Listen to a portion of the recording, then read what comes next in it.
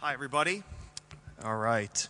First, Andrew and Mika, thank you for the invitation to be here. It's a real honor. It's funny that you say make the rubber hit the road, which is an English expression, but I'm going to be talking about highways today. The title of the talk is how open data is making cities smarter. But actually, I want to talk about how the real world, specifically our real cities, can make us smarter about data. So I'm going to tell you three stories, a bit atypical here, about cities, each with a lesson. All right, so we've got it up on the screen. All right, so there's a woman walking down the sidewalk. She's doing all kinds of things at once if you take a look closely. She's walking, she's texting, presumably she's not being hit by a biker. She may even be being stalked. In terms of interaction design, we might think of this as a moment of simultaneous navigation of multiple interfaces. One of these interfaces is rarely thought of as such. It's the skin of the built world. The sidewalk, curbs, building entrances, shop windows, signage, and other moving elements, human and machine, that cross her path. Another is digital. The menus of an iPod or an application on a smartphone, a GPS map, an SMS keyboard. Now, thinking more deeply about only these two, the interface of the street and of her device, it's clear we're considering two highly designed modes of interaction. The first by architects and city planners, the second by computer engineers and UI designers. Millions of times a day in a single city, these two interaction modes are layered on top of one another. Now consider that the two communities of practice that develop these interfaces rarely interact, much less formally share knowledge or design in tandem. This is a problem, for both communities partake of city making. Now, there aren't many truly complex things the human race has been making longer than cities, which is why it seems irresponsible to me that we would not look to the historical record for insight, especially as we seek to learn from the mistakes we've made with the built environment. But what does this actually mean? So let's use one example that currently enjoys a lot of debate, at least in the United States, and which has a direct impact on the scenario with the woman crossing the street. That is, urban highways, freeways in cities, and the various movements in the United States to undo them.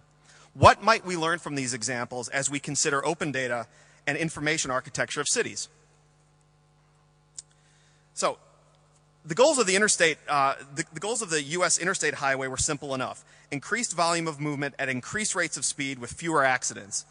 It's no coincidence that the front page to the 1968 report, The Freeway in the City, to the U.S. government used this iconic 1909 photo of congestion in Chicago. It seems likewise simple enough to note that automobile broadband, if you want to think of freeways that way, a measure of volume over time, is not the same thing as mobile connectivity. Yet this misunderstanding, or willful blurring of two very different things, is the seed from which so many problems with urban freeways grew. Plowing into the dense grid of local thoroughfares, superhighways sacrificed distributed human-scale connectivity of points A through Z for high throughput from points A to B. Now, in my mind, in the mind of many people who study these things, cities have always been proto-internets of connection and interaction. There's never only one way to arrive at a destination in a city. Multiple routes make cities both diverse and fault-tolerant. But if we extend this analogy, or rather if we make it less of an analogy, to think of cities as information processing machines, there are some fairly clear lessons to be drawn as we consider communications broadband and the larger implications it has for community connectivity. So urban waterways, roads, and rail links are all networks of information, as well as goods. There's value in these networks. Information is moved, consumed, changed, combined, and created. But there's a finer level of detail, too. At the human scale, value is created by observation, being observed, and chance encounter. It's a physical infrastructure that permits multiple channels of information flow, and this makes a more efficient, diverse, and redundant system. Now, the lesson for us, the lesson for digital design of urban spaces, is less obvious than it seems. Certainly, a connection can be made between the coming of automobile broadband and communications broadband to the inner city, but the repercussions are not the same. Neighborhoods that lay in the path of urban freeways were ripped apart in ways that fiber optic cables coming through will not do. What we learn from privileging of throughput over connection is that both are needed. Too often our discussion of the digital divide of connectivity focuses on getting the bandwidth in, leaving how it will be distributed, and most importantly, why it matters, as an afterthought. For broadband to foster community development, an architecture that foregrounds people-centric interconnection needs to be laid. We might call this second kind of digital divide one of digital literacy. Otherwise, it's just a wide pipe of little relevance, such as freeways that stretched into the distance must have seemed to the people that experienced their ill effects at street level. Now, there's a good deal of funding available for broadband, and many programs seem like the beginning of an understanding of the local, small-scale work required to capitalize on large-scale connectivity. As more of the city itself becomes part of the network, and as we move away from thinking of computers and mobile devices as the only points of interaction, we must remember that throughput means nothing without a diverse set of input-output choices. When the West Side Elevated Highway in New York City collapsed, this is the second story, and was shut down, you might not be old enough to remember this, I'm not, but maybe some of you are, there was an elevated highway on the west side of New York City. When it collapsed and was shut down, over half the traffic that it carried simply disappeared.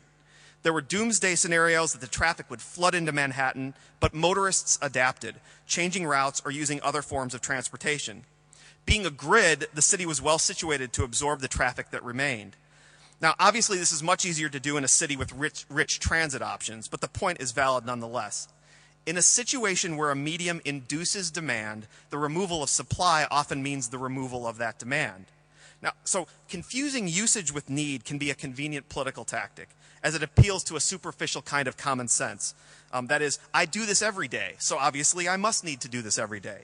But more often than not, it is merely an avoidance of thinking through consequences, or a distrust that people can adapt to new circumstances. Not only does this happen daily in smaller ways as motorists reroute due to road construction, but it overlooks even more radical examples of transportation infrastructure reuse in cities such as the High Line Elevated Park in New York City.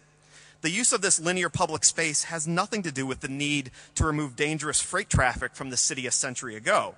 It's a combination of lucky preservation of a private right-of-way, an engaged and creative public organization, and sufficient resources that allowed one use to supplant another, totally irrespective of need. Churchill supposedly said, "We shape our buildings, thereafter they shape us," but he forgot to close the loop. Our infrastructure certainly shapes us, fostering a sense of needing the uses for which it was designed. But humans are highly adaptive, and as our needs change, so our usage evolves, changing the shape of the infrastructure itself. The lesson here is a twist on the first point above. Not only must we design for extension and adaptation, but as we embark on an empowerment of citizens through network technologies, we should recall that urban functionality has often been legitimized after the fact, citing follow-on usage as proof that a particular solution was necessary. This fallacy will be even easier to rest on in the world of rapid prototyping and lightweight deployment of services. The runaway success of Twitter, for instance, is no proof that people needed 140-character status updates. It's proof that Twitter as a service was adaptable enough to accommodate unforeseen kinds of uses.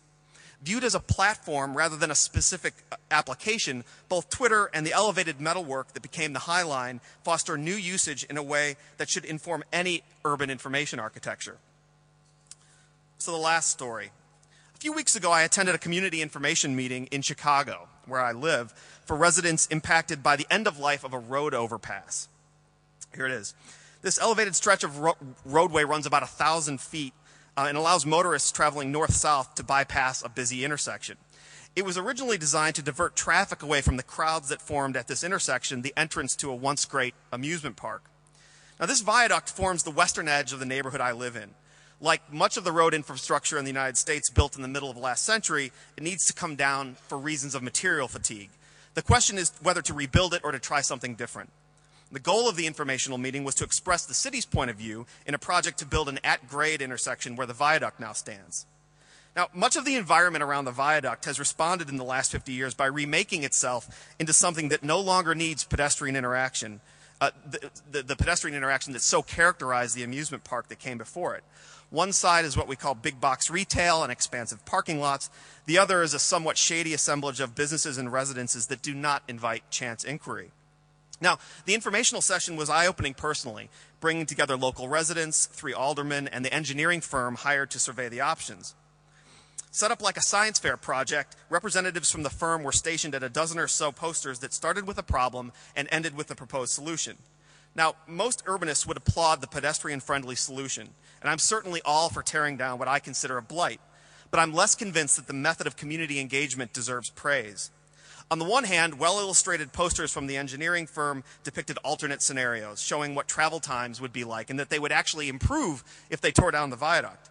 Of course, being so contrary to conventional wisdom, a position like this demands clarity of methodology and transparency of source information, neither of which were available. On the other hand, some residents supported rebuilding the overpass because they liked the barrier that it formed on the side of the neighborhood. They preferred the way the wall of concrete prevents people from cutting through the side streets. Now, this anecdotal sense of the street strain of argument is no less valid as a starting point than the engineering firm's charts. And yet, there's no way to evaluate it, no baseline to judge it against. Now, this is this is not an atypical example of local government interaction with community groups. It's a situation of information imbalance, and it taints both the professional urban planning side of the equation as well as the on-the-ground lived experience of the residents. The winner in these arguments is often the possessor of the least opaquely sourced, decontextualized, or outright missing data sets. Hardly the best way to plan a city. For example, where's the data on all the other factors that affect the complex system of traffic that feeds the overpass? Do non-arterial street traffic really avoid the neighborhood because of the overpass? How might travel times at this intersection be affected by plans for diverting other nearby intersections? Have the inevitable slowdowns caused by pedestrians in the proposed intersection been included in the calculations? What makes this situation intolerable rather than merely annoying is that we've got more data about cities than we know what to do with. It's lying in archives, published on government websites, being sensed from instrumentation in the environment, deduced from aerial imagery, and built from the ground up by citizens, updating, tweeting, and texting a kind of pointillist tableau of city life. There's simply no reason that we can't design tools to bring city dwellers into a closer relationship with information that can inform their choices. Sites like SeeClickFix, EveryBlock, and the upcoming City Forward, and countless local web tools, transparency initiatives, and data sources show us that the raw materials are there. Data, visualization, analytics, and tools for socializing one's own insight and commentary, many of which are open source, do not eliminate the need for town hall meetings or public presentation of a city's plans. But a data-centric approach to urban planning and community engagement equalizes the information and thus power imbalance, bringing an emergent planning ethic to a critical mass that can interact with the top-down planning around a common set of facts. So I'll leave you with this. Data alone is not sufficient for problem solving in our communities. We need greater data literacy, open applications, and most of all, responsive urban information architecture.